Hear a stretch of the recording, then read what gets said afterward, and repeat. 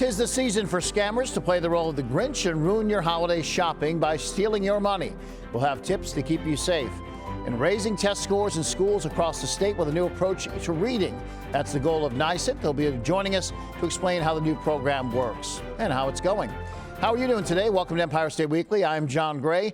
New protections are coming for seniors in the new year, including new technology here in New York State designed to stop scams before they have a chance to happen. Beginning in January, the New York State Office for Aging will launch Silver Shield. That's a tool helping users determine whether a text or an email is in fact a scam. Seniors can forward suspicious messages to the system and get a risk assessment in return.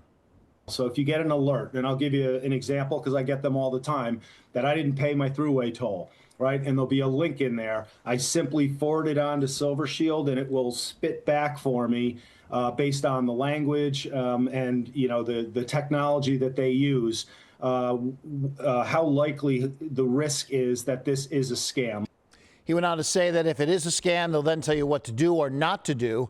Once the program gets rolled out, Silver Shield will cost $5 a month, but for low-income seniors, they could actually get it for free. Joining us now to give additional insight on this important topic, Katarina Schmieder. She is the communications director for the Better Business Bureau of Upstate New York. Katarina, thanks for coming on today. Yeah, thank you for having me. So this is the season. Scammers used to be worried about Christmas time, and the rest of the year was kind of, Now it seems like it's going on all the time, but I guess especially now, right? Yeah, unfortunately, we hear of scams all throughout the year, but the holiday season tends to be prime time for these types of scams. So it's really important this time of year and year round that consumers know how they can protect themselves, especially when they're shopping online. What are the things that are, I don't want to say hot right now in the scam world, but what are the things that they're trying right now that seem to be having some success and we want to watch out for? Yeah, definitely online purchase scams. Online purchase scams are the #1 scam reported to our BBB, and we're seeing more of this activity this time of year. A lot of people do their holiday shopping online, which I know is convenient, but unfortunately scammers know that, and that's one way they're able to take advantage of people. People really need to look out for fake websites or fake social media ads. I'm already seeing it on my social media feeds. Typically, they'll take products that are highly sought after, technology, designer items, and they'll try to lure you in by advertising them at a ridiculously low price. I always say this, but it is worth repeating. If a deal sounds too good to be true, it most likely is, and you know you're dealing with a scam.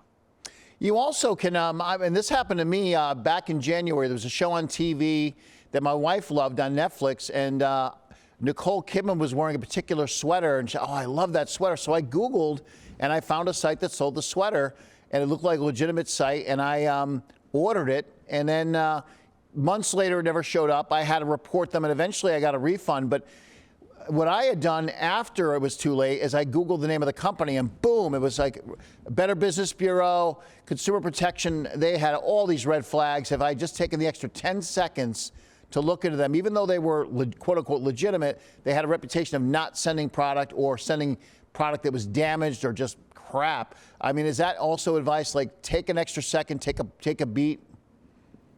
Yes, we often hear from people who say, oh my gosh, I wish I would have checked with the BBB first. We are here for you. We are a resource. Please use us. Like you said, just do a quick search and see what information we have on a company or a retailer. That can end up saving you a lot of time and frustration down the road. Because like you said, there are a lot of websites that look legitimate. If you don't take the time to do that research, you might not receive anything at all, or you might receive a counterfeit product that is really nothing like what you intended to order. Now with AI, unfortunately, it's very easy for anybody to create a realistic looking website. So taking the extra few minutes to do that research is so critically important. I got one a few months ago, and it said National Grid, and it was a problem with my bill. And I looked at the page, and I checked on the links. There's a way to right click. And what's funny, Katarina, is they had created a real page, but where they would get your information, if you clicked on that thing, that was all fraudulent. But they basically cherry picked from a real site It was the National Grid's real phone number, real links to product help, but they just were clever enough to disguise it that way. But I thought, boy, that's going to take some people because they're going to say, no, I clicked on 6 different things. It was National Grid I was talking to, and it wasn't. Yeah, you always want to be careful when you receive any links, whether it's via email or text message. We're also seeing a rise in phishing scams. From 2022 to 2023, reports doubled. Another high year of reports in 2024, and probably continuing on the same trend in 2025, if I had to guess, based on the reports I'm receiving and messages that I receive myself. Unfortunately, it's just a really easy way for scammers to try to get you to click on one link and then enter your personal or payment information. But if you receive some sort of communication from one of these agencies or a government agency, go directly to the source through a legitimate phone number. Don't click on any of those links. Like I said, those links are designed to trick you into giving up your personal or financial information. But like you said, scammers are very savvy. It's easy for them to take a legitimate logo from a legitimate company and try to pass it off as their own. They also can mimic phone numbers. And clearly, I mean, this may be more a law enforcement question than Better Business Bureau, but with AI now, it could sound like your granddaughter on the phone, exactly like her. So I know my granddaughter's voice. This is her. It's like, no, it was a computer generated person. They got a sampling of her granddaughter's voice, and it's not her. Yeah, we hear about that quite often. I give presentations at senior centers and with senior organizations, and happy to do one in your area if anybody is interested and they want to contact us. But that's one we hear about pretty frequently, and it is scary because now these scammers are able to take somebody's voice and clone it. So what I suggest to people is that in your family, you have a safe word or a password that only you would know.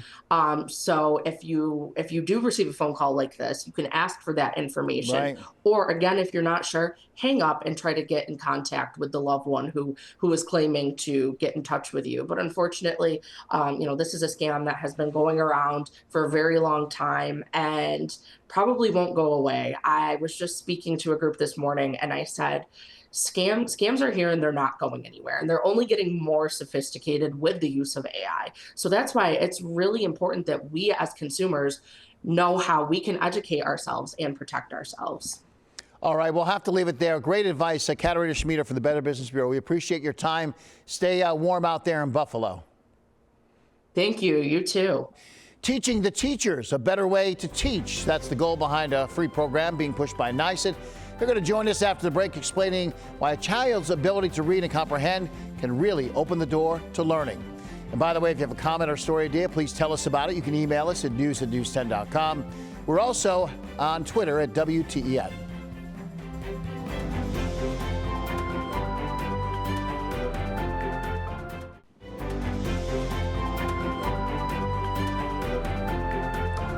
Welcome back to Empire State Weekly. Education saw an increased focus this year from state lawmakers.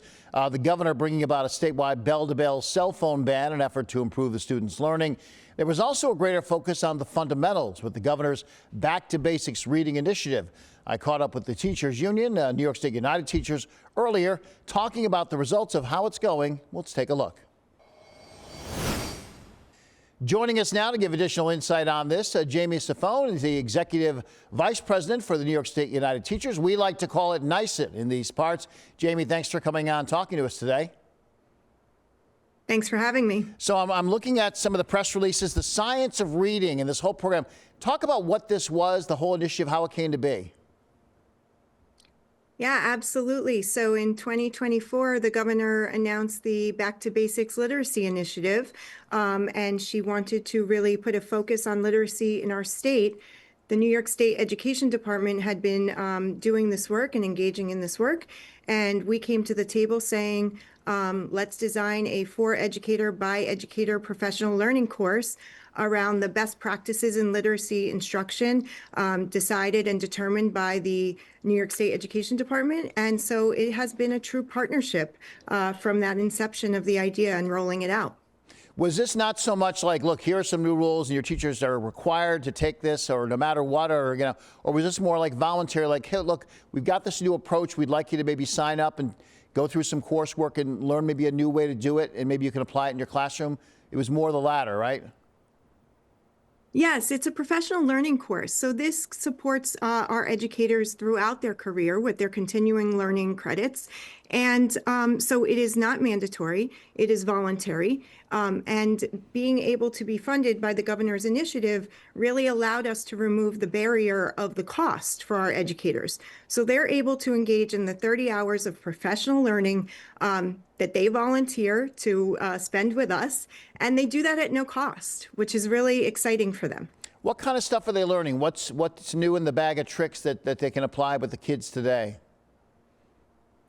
So the reading debates have been going on for decades about whether to teach whole language or phonics-based approach to learning. And ultimately, the newest research shows that there's 6 pillars. And so our diverse learners in New York State need a blended approach to literacy based on their individual needs. And so our educators are being exposed to those 6 pillars, the latest research, and they're getting their feet wet with some practical application strategies that, again, are aligned to the best practices set forth by the state education department.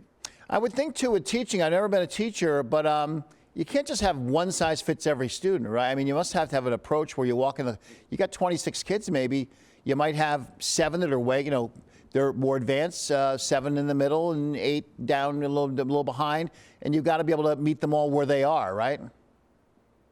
Absolutely. We call that the teacher toolkit.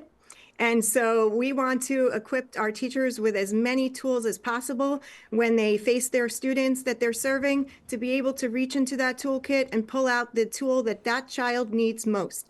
That's the beautiful thing about our diverse learners in New York State, is that they are all unique. And so a one-size-fits-all approach doesn't work. And we know that, and we recognize that. So to have this toolkit filled with some resources and models and applications and practices that teachers can dip into and pull out and feel comfortable using with the students, that's the most important piece. Are you hearing back from your teachers that they like this, that they got something out of it? Because I could see somebody saying, you know, I'll give it a try. I've been doing this 20 years. I know what I'm doing. But then they say, oh, you know, I picked up something new I didn't know.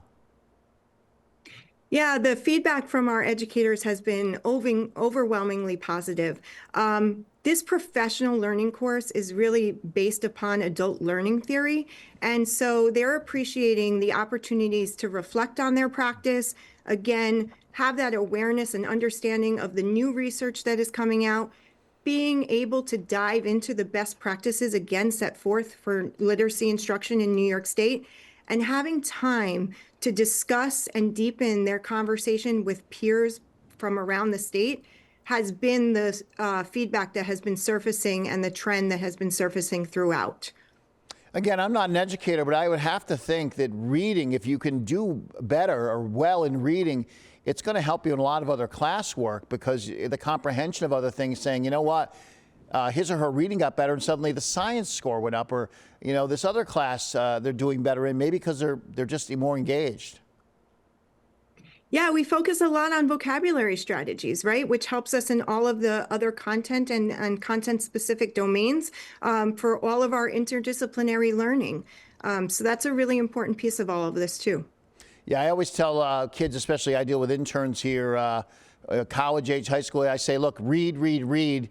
If you read every day, I don't care if it's, you know, Harry Potter or the New York Times, you're going to be the smartest person in the room a lot because of what it does to your brain, unlocking that vocabulary and learning new words. We've only got about a minute left, but I wanted to hit one thing. I saw a report come out that the bell-to-bell ban, which was such a furor when it happened, oh my gosh, what are we going to do? And now we're about 3 months in and it kind of quieted down. It seems like anybody concerned about it, it kind of went away. It's working, isn't it? With having the kids put the phones away and focus on the teacher.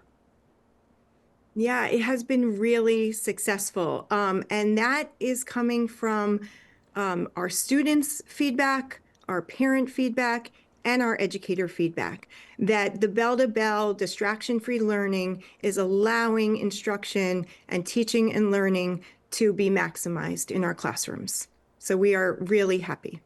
It must be fun, too, to hear the horror stories of how this is going to go sideways. It really have not. I mean, there were some wrinkles at first, you know, getting the kids into schools and all those things. We had some of that stuff here in upstate around Albany, but it kind of worked its way out, didn't it? It did. Implementation is always the hardest part at the beginning of any transformation. But I think we can say that we got through that smoothly, and that, again, that feedback from all of our constituent groups has been really positive. And so it's a great thing for kids and for our educators. All right, Jamie Sifone, nice it. We will have to wrap it there. We want to wish you and all of your teachers happy holidays as we're fast approaching towards Hanukkah and Christmas, and hope to talk to you down the road. Thank you so much. Thank you, Jamie. Getting reckless drivers off the road, that's the goal of a new point system at DMV. We'll show you how it works and why you might want to slow down and also put the cell phone down. By the way, if you got a comment or story idea, tell us about it. You can email us at news@news10.com. We are also on X at WTEN.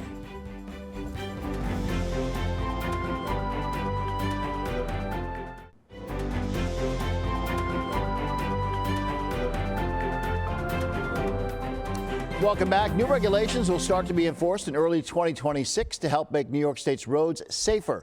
Our Capitol correspondent Jamie DeLine showing us what will be changing. Starting in 2026, drivers will have stricter consequences for violations under the New York State Department of Motor Vehicles' new point system. Convictions and the points that come with them will stay in your life for a longer period of time, and it takes less points to be suspended as a driver. A person who gets 10 points on their license within a 24-month span can have their license suspended or revoked if they fail to attend a driver improvement clinic. Currently, that can happen over an 18-month period with 11 points on a license. The increase from 18 months to 24 months means that you even now have a longer period of time to accumulate 10 points, which will not only result in a suspension of your license, but following that, if you are pulled over with a suspended license, you can be subject to arrest. So it will lead to an increased number of arrests for driving with a suspended license. Under the new point system, speeding convictions of 10 miles per hour over the limit will increase from 3 points on a license up to 4 points. Driving while using a cell phone without a hands-free device will be 5 points. And when it comes to reckless driving and passing a stopped school bus, it will also be 5 points. Every driver, or almost every driver, has insurance coverage through an insurance company, and they're also monitoring your points and can raise your insurance rates based on your poor driving record. New York State Senator Jeremy Cooney, chair of the Senate Transportation Committee, stated, quote, "These rules are about keeping repeat offenders accountable and enhancing safety for all drivers on our roads. We all want to get to our destination safe and sound, and that's what these changes are all about." Reporting in Albany, I'm Jamie DeLine. Trump administration announcing it's going to move to withhold SNAP funds from Democratic-controlled states, including New York, until those states provide specific data, such as names and immigration status of those who are getting the food assistance. New York and other states have sued to block this requirement, saying they do verify eligibility already for SNAP beneficiaries and that they never share large swaths of sensitive data on the program with the federal government. The administration sent the states a letter last week stating that it was time to comply, as other states have done. The Trump administration saying they're trying to root out fraud in the system, but the parties have till tomorrow now to respond. Senate Minority Leader Chuck Schumer condemning this whole move. He said, quote, "Donald Trump is once again using hungry families as hostages, threatening to take food away from those most in need." A Republican state senator calling for changes to New York's Raise the Age law, the policy that shifted most 16 and 17-year-old criminal cases to family court. Senator Rob Rolison arguing that judges need more discretion as concerns grow over repeat offenders. The senator sending a letter to the governor this week asking her to include adjustments to raise the age in the upcoming executive budget. His proposal would allow certain repeat cases, including those involving illegal firearms, to be moved from a family court to the adult court.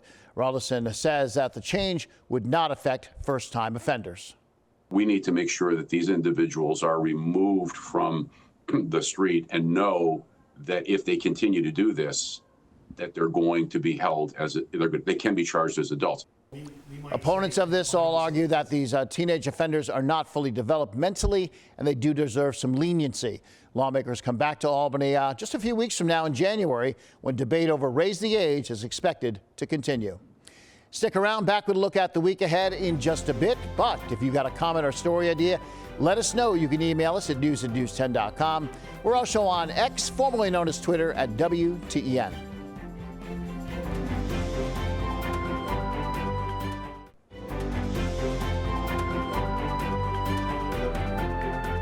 Finally, in Empire State Weekly, New Yorkers who need a little help paying for their heating bill can now apply for the Home Energy Assistance Program. It's called HEAP.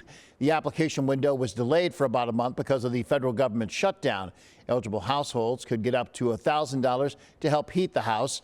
State officials with the Office of Temporary Disability Assistance say they are making sure to get homes in critical need the aid they can quickly.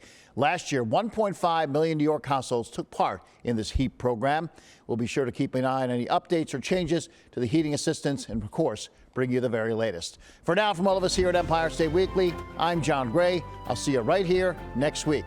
And don't forget, you can watch this show all over New York State. Here's the full schedule of Empire State Weekly on 10 TV stations across the great state of New York.